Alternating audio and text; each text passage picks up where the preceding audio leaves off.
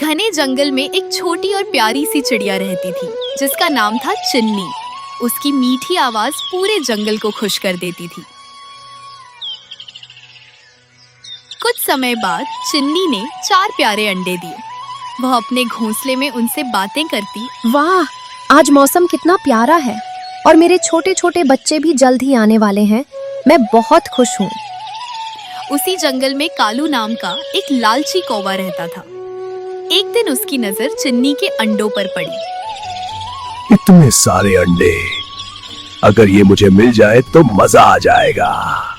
कालू चिन्नी के पास आया और बोला, अरे चिन्नी बहन, आज तो तुम बहुत खुश लग रही हो, लेकिन तुम्हें एक बड़ी खबर नहीं पता। कैसी खबर कालू भैया? जंगल के शेर ने नया आदेश दिया है। अब हर चिड़िया को रोज एक अंडा देना होगा, नहीं तो उसका घोंसला तोड़ दिया जाएगा। क्या शेर ने ऐसा नियम बना दिया? लेकिन मैं क्या करूं? लेकिन तुम चिंता मत करो, मैं हूं ना। तुम बस अपना एक अंडा मुझे दे दो, मैं शेर तक पहुंचा दूंगा। ठीक है कालू भैया, अगर यही करना पड़ेगा तो आप ये अंडा ले जाइए। और उसने अपना एक अंडा कालू को दे दिया। इसके बाद कालू रोज आने लगा और हर दिन एक अंडा ले जाता रहा। धीरे धीरे उसने चिन्नी के सारे अंडे ले लिए। कितना आसान है इसे बेवकूफ बनाना। अब तो रोज आराम से खाना मिलेगा। एक काम करता हूँ, ये सारे अंडे कहीं छुपा देता हूँ। जब मेरा सारा दाना खत्म हो जाएगा तब मैं ये अंडे पीऊंगा। उधर चिन्नी उदास होकर सोचने लगी, ये मैंने क्या कर दिया? मेरे सारे अंडे चले गए। एक रात चिन्नी ने देखा कि कालू चुपके से कहीं जा रहा है। उसे शक हुआ और वह उसका पीछा करने लगी। कालू अपने दोस्तों के पास गया और हंसते हुए कहने लगा, मैंने उस भोली चिड़िया को पूरी तरह बेवकूफ बना दिया। कोई शेर वेर नहीं है, सारे अंडे अब मेरे हैं। यह सुनकर चिन्नी बहुत दुखी हो गई। क्या? तो ये सब झूठ था?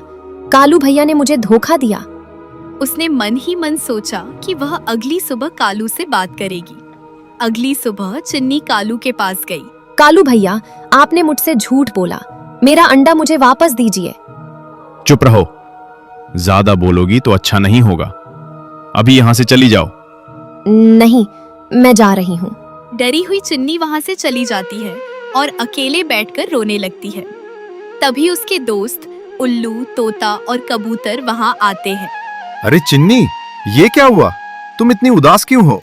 चिन्नी उन्हें सारी बात बता देती है। चिन्नी, घबराओ मत, जो हुआ है उसका हल भी जरूर निकलेगा। धोखा देना गलत है और गलत करने वाले को सबक मिलना चाहिए। तब जंगल का सबसे चालाक उल्लू एक योजना बनाता है। चारों मिलकर कालू के पास जाते हैं और उससे अंडे वापस मांगते हैं, लेकिन कालू नहीं मानता। तब उल्लू कहता है, कालू, हमने तुम्हारी चालाकी के बारे में बहुत सुना है। क्या तुम एक छोटा सा खेल खेलना चाहोगे? हम तुमसे 3 सवाल पूछेंगे। अगर तुम सही जवाब दोगे तो तुम जीत जाओगे, लेकिन अगर हार गए तो तुम्हें चिन्नी के सारे अंडे वापस करने होंगे। 3 सवाल? ये तो मेरे लिए बहुत आसान है। पूछो।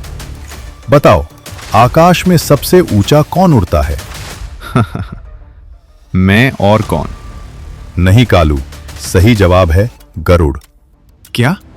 ये कैसे गलत हो गया? बताओ, सबसे मीठी आवाज किसकी होती है? कोयल। नहीं, सबसे मीठी आवाज चिन्नी की है। नहीं, ये भी गलत। बताओ, जंगल का सबसे बुद्धिमान कौन है? मैं। हाँ, गलत। सब बुद्धिमान तो हमारे उल्लू भैया हैं। नहीं, मैं कैसे हार सकता हूँ?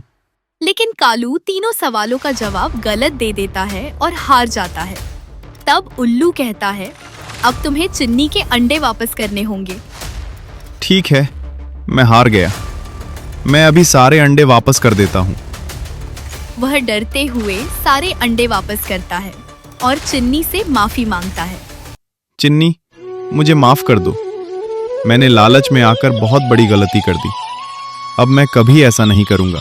चिन्नी अपने अंडे वापस पाकर बहुत खुश हो जाती है और फिर से अपने मीठे सुरों में गाने लगती है।